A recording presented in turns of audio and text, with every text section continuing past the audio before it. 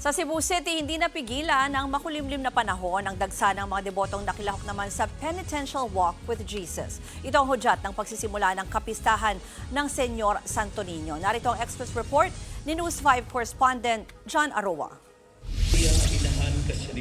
Alas 4 ng madaling araw, umarangkada ang karo sakay ang imahe ng Santo Niño. Ang ilan sa mga debotong sumama, may sariling bitbit na imahe ng Senyor Santo Niño. Pagdating sa Basilika, nakaabang din ang mga deboto kung saan idinaos ang opening salvo mass. Ang 73 taong gulang na si Nanay Cortez, malaki ang pasasalamat dahil hiniling niya raw kay Santo Niño na guminhawa ang buhay ng kanyang mga anak. Pasalamat po sa daghan kay grasya yung ihatag namo. Gilaliman ka po pre kay kus nga tanan sige lang jud ko kampo sa Santo Niño. Karon nabulahan ko ako mga anak to sa abroad 5 na kabuok. Sa pagsigilan na ko kampo. Niya jud ko dire 1990 until now. Jud ko salamat sa Santo Niño ha. Ang deboto namang si Nanay Mary Ann na taon-taong lumalahok, nagpapasalamat rin sa mga biyaya at maayos na kalusugan. Milagro, ma'am, na nagawa na sa sarili? Marami.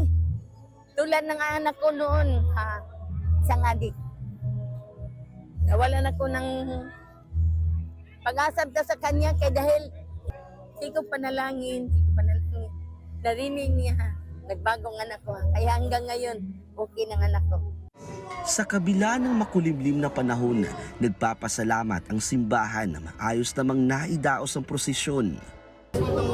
Hindi medyo nakulbaan lang may mga kamarihan kaya nagwan-uwan kasi yung mga delay sa operation, but we just arrived in time. Kaya nagsiguro sa Misa on time.